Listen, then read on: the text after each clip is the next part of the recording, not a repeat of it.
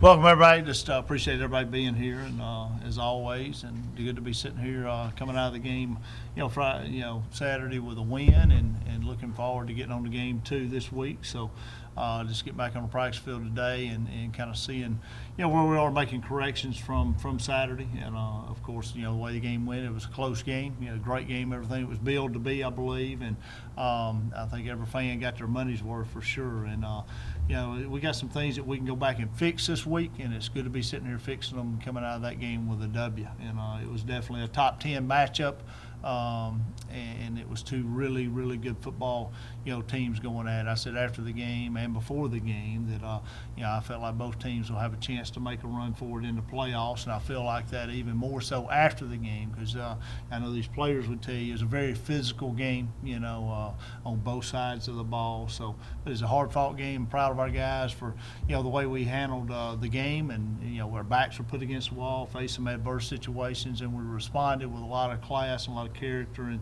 just a lot of heart. I think you've seen our football team battle through, whatever's thrown in front of them, and like I said, good and bad. But it was a good football game to be involved with. Questions? Coach Cross, what do you feel like you get out of for your team of playing a Southeastern Conference opponent?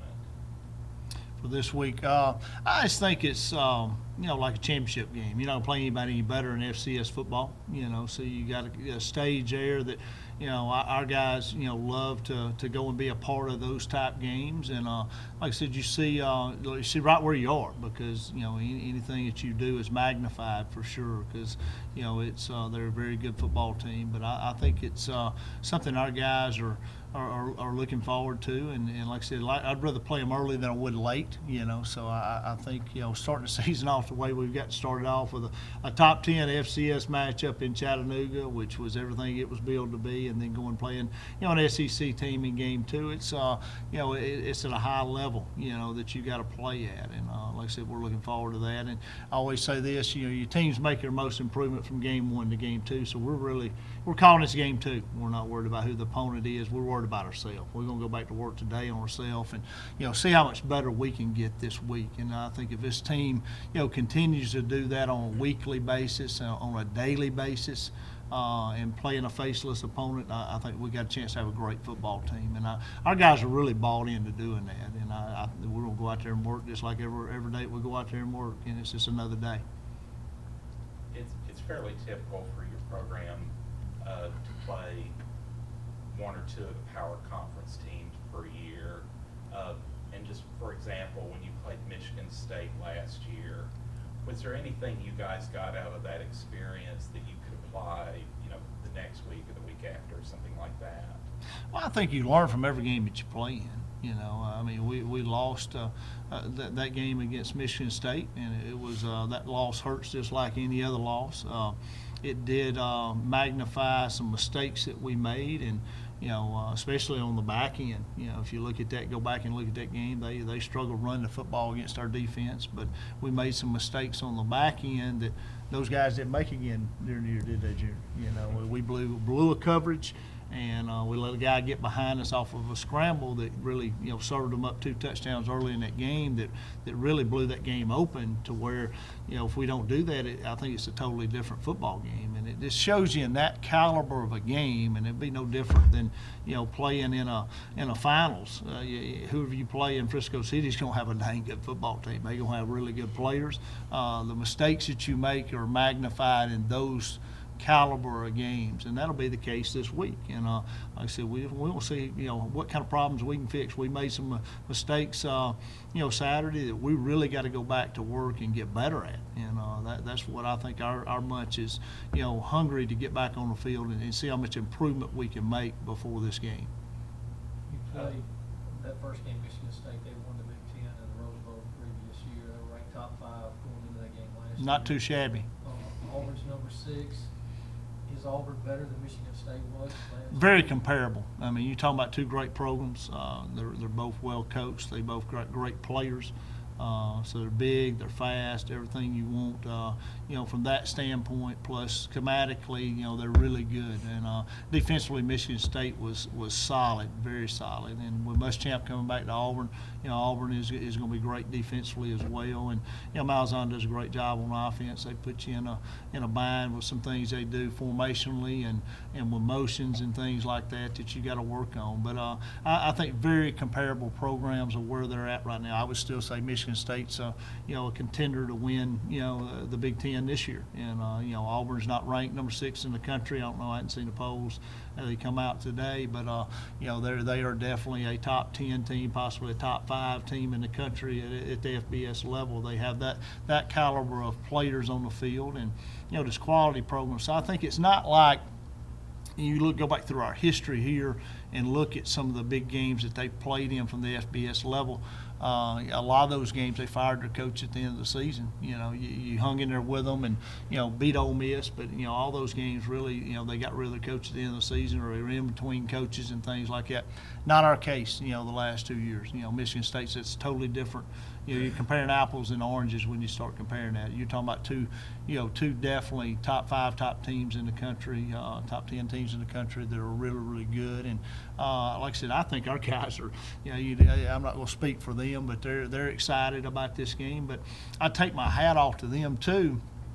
We take it one game at a time, and people think that's coaches talk, but it's really not. I mean, our guys did not overlook a Chattanooga game. If we'd overlooked Chattanooga game, we got our rear ends handed to us. Saturday. They wasn't looking to get to week 2, and I promise you, they're not looking to week 3 this week. They're not looking to a Tennessee State home opener conference game. Next week. We're going to deal with every day when it's presented to us and do our very, very best to get better, and that's what we're going to approach this week. And it really don't matter if we play in Auburn or whoever it is we want to get better ourselves, because it is about us. It's how we play, how we handle the environment, how we handle the game. So if we're playing, it'll be no difference. If we're playing in Frisco City in January, the team you play is going to be a really good football team, and they're going to have great players, and they're going to be well coached, all those things. So you can't make mistakes. You got to be as good as you can be, and that's the same way, with this game Saturday. We got to be as good as we can be at this point in time during the year, and we'll see. We'll see how much improvement we make from Saturday. Like I said, pleased with the way we played, but we still are aggravated, about the way we played Saturday, because we feel like we left a lot of points on the field.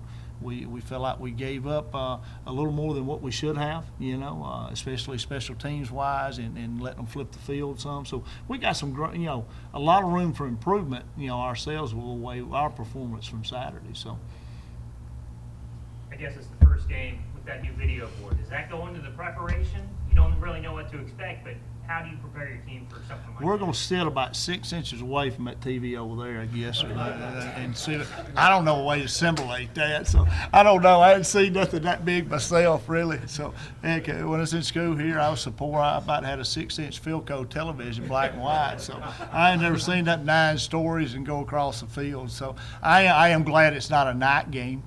I'm glad it's not a night game, because I do think it would be a big time factor in the game to where you can't assimilate that. During the day at 11 o'clock, I'm guessing that and hoping that it's not going to be that big of a factor on the deal. I don't know. We got to get Buster corrected anyway. I looked in there at our Players of the Week stuff, and he's the first run he ran. He's looking at Chat's video board to see if the guy's about to catch him. So I guess if you break one or something, you look see where you are on the field very easily with that one. So. That is going to be an interesting talk, and probably the way this football thing is, it's the largest in the country for this year. I'm sure you'll have several that'll build one bigger next year for sure, because it's kind of they got to outdo each other, I guess. John, going back to what you were talking about earlier about when Jacksonville State beat Ole Miss and their coach was fired at the end of the year. The other side of that was JSU was picked to win the OVC that year. So do you have to kind of guard against too much emotional investment in this You game? do. I mean, it's kind of like I said the other night after the game, and I said before the game, Coach Huseman, we was talking. I mean, that game was not going to define the season for either team Saturday. And definitely, winning the top, 10 FCS matchup against Chattanooga don't make our season, and it definitely does not kill Chattanooga's season. They proved that last year. They battled back and went all the way to the quarterfinals, and we're just not going to dwell on that. We enjoyed that win for about 24 hours, and we got ready to go to game 2. And I think same way here. I mean, if you were to win this game, I don't think it just makes your season. And if it does, and you act like you won the Super Bowl and you win the game, then you do set yourself up for failure down the line. I think you got to be even keel. You got to go back to work next week, win or lose the game the same way that we're doing this week. We wouldn't be. It's not going to change me, and I think our team kind of has that mentality: is don't let the game change you. It's not about looking in the rearview mirror and seeing what you did yesterday. It's about how much better I can get today. And a lot of times, teams and people get too caught into doing that, and they let their failures, become a negative for them, and they let your success, be that complacency. It hits you to where it catches up with you down the line. And we're definitely, it's the reason it's game 2. It's game 2, and then when game 2's over, we're going to deal with it, and we're going to evaluate, and then we're going to move on to game 3 next week. And I think that's the way we got to go through our conference, because everybody in our conference is really good. You got some that's predicted to be better than others, and I think if you look at one that's picked to end the conference on the bottom differently than you do one that's picked on the top, and you approach the game mentally different, you're just setting yourself up for failures. Could the 3 players talk about kind of what are your thoughts of getting to play a Southeastern Conference team? Does it mean anything special, especially because it's an in-state team? Just some general thoughts. Junior, do you want to start? Yeah, it's just a great opportunity to face an SEC team. And, I truly believe if we don't let them dictate what we do as a team, I think we could play a very good game. I think this is a stage where we show what we can do as a team and as individuals, But with the coaches behind us and a great game plan, I think we can go in with a good mindset and have a great game. Well, like he said, I think it's a good opportunity for this team. It's good to go out there and compete at a very high level any week. That's pretty much what we come to play the game for. So I'm looking forward to going out there with the team and seeing what we can really do. Like Junior said, it's a great opportunity, and like he said, we can compete with those guys. I know we can, and with a great game plan, and if we execute and play to the best of our abilities, we'll look up in the fourth quarter and we'll be in it. Chris, you go back to where it all started for you. Yes, I mean, it'll be fun, it'll be emotional, but after the first snap, it'll be football again. What do you remember of your time there? Sir? What do you remember of your time there, and how do you do it now? I mean, it was a good time, but at the end of the day, I'm happy with the decision I made to transfer. Got to meet a lot of great people when I came to Jacksonville, and had a great time ever since I've been here. Josh, at Kentucky, y'all didn't play at all. Oh, no, they play them this year. Yes, sir. How did it feel for you to get back out there after missing most of last season? It felt good. I mean, I played a lot of special teams last year. I only played a couple of roles at UK, but I'm just happy to be out here, being able to contribute to the team any way the coaches need me. I'm willing to do anything it takes. So it felt good going out there and actually getting a win the first game and being happy with my teammates and feeling that again. So I enjoyed it. John, there's a lot of personal connections. Obviously, you have a connection to Rock. I don't know if he's going to play this game, but what did you see on field just in the limited time he played Saturday, and kind of how do you feel about his accomplishments getting there? Well, it's Rock being Rock. I mean, he's a good football player. He's a very talented guy, and I was proud of him to win the starting job and get the carries. I hope he's well and hope he gets to play. And we'll see each other either way, I'm sure, before the game starts. And just like I seen one before we played Chattanooga the other night. You got guys that you love to see them have success. And like I said, I just hope he has kind of off week this week. but yeah, he's done really well, and I'm proud of him. Coach, going on to that, looking at these two rosters, there's over 30 guys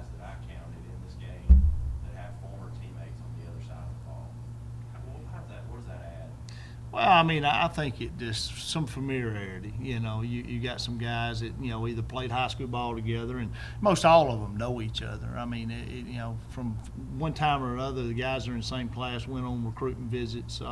Even if they were a junior or sophomore, another guy was a senior, they know about the guy, and they kind of know something about that guy most of the time, unless they're from another part of the country or all the way another across. These southeastern guys they get a little connection because the recruiting process starts so early, that in the 9th, 10th grade that they go all over the place and go into games, and so there's a lot of familiarity. And like I said, I know Chris will know a lot, and Sigler will know a lot of guys because it's former teammates of guys that they know and played with, and I'm out of connection with Rock. I know some of the other guys on the team as well. Just being around and getting to meet them. So it'll be good, going into the game knowing that. But it's just like Chris said, it don't matter if you're playing your best friend or your brother. When you kick that ball off, it's football.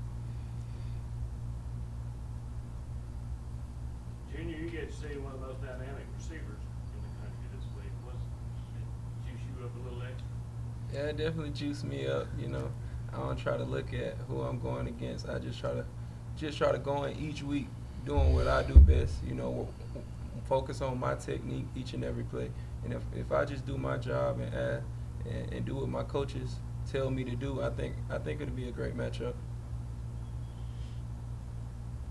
Junior and Josh, do you guys have any friends or anybody you know or a former teammate at Auburn? Josh Hosley played safety number 15 there, played at Creekside, played against him in high school. And Trey Matthews, I know him, played at Noonan. It's just going to be like old times, getting back out there, seeing those guys. So it's just a great opportunity. I'm probably the same way. I played against Trey at Noonan, and I just was familiar with Hosley from Creekside as well. Some of the other guys know a few. The Jonathan Jones, the number 3 cornerback, played at Carrollton with Josh Barge, and we played against them as well. So it's like I said, a lot of familiarity there. So I'm going back to Saturday. Connor Rulo with the 3 field goals. He missed most of camp. Been hurt. Pretty clutch for him. So. Well, coming off of a scope surgery, they took I think 5 or 6 fragments out of his knee, just 4 weeks ago. So he had been hurting, after right before 4th of July, knee started getting bothering him, and we knew that he needed surgery, so we tried to. We was going to wait it out to the end of the season type deal, and but then it started bothering him so bad he had to have the surgery right at first of camp, and so he missed the week before camp, and he missed all the camp, so he hadn't been back kicking but about a week. So him to perform that way, he did really, really good, and three touchbacks. So he kicked the ball really well. It was a big difference in the game again this year. So we just haven't kicked too many cotton-picking field goals. Need to get the ball in the end zone. We're only kicking more PATs. You have 400-something yards, you'll score a few more touchdowns. He was a special teams player of the week in the OVC. I saw that a while ago. I was proud. Was the Newcomer Talk about week. what Joel did. Well, Joel's just come in and really been, linebacker position. We had Dawson Wells back that had any experience whatsoever. So, Joel just coming in and, having to learn everything new in the spring. And, Joel's just a very detailed guy. He strives to get better every day. He's kind of, what our team's all about and represents that in everything he does. He's a kid that, he sits there and grades himself every day. So he gets very few A's. I've seen his grade reports. He gives himself C pluses, so, and I need to improve on this and all those things. So he's gotten a ton better, and I think you'll see him grow, through the year and continue to get better. And like I said, proud of his effort. And just our old defense played really, really well, and our defense, just like the rest of our team, strives for perfection. And they about blow a gasket when somebody gets a first down, and it really, really bothers them. So, like I said, they played great. They held an offense that averaged 400-something yards of offense last year after they played us, to under 200 again. So great job by our defense on Saturday to do that and put us really in a situation where the one touchdown they scored, we gave up a punt return that they got it down there and they scored off that drive, and they punched one in there. But other than that, our defense, they were hard to move the football on Saturday, and like I said, it was a deal where I take my hat off to Joel and a lot of those other guys making plays. How did Sigler and Fanning come out of the game Saturday? You know, they didn't finish the game, of course, you know, and it's kind of like Auburn had 2 or 3 didn't finish the game. So like Rock, you don't know if they're going to be back or not. I think you know we'll have a chance to get them back, you know, and we'll just see kind of where they are. We make our judgment stuff on about Wednesday, you know, and kind of see. So I think, you know, Fanning, people didn't know that going into the game. He'd been nursing a pulled quad, you know, that for a couple weeks, and I was surprised that he played at the level he played at, you know, with that quad. So we're still living with some issues from that with him, which I think it'll be a maintenance thing for him for probably about another few weeks till he gets back to where he's, you know, full speed in his old self. It's something I don't think it's going away for him. Hopefully we can get him to where he make it through a whole game with that. And you know, Sigler, we're just going to have to wait and see and deal and see if he practices on Wednesday or if he don't. And I know, you know, he really wants to play and get back out there. He wanted to finish the game, you know, Saturday. But the good thing was that the X-ray was negative and it's not anything broke. So I mean, we're just dealing with, can the rehab get him back quick enough? So.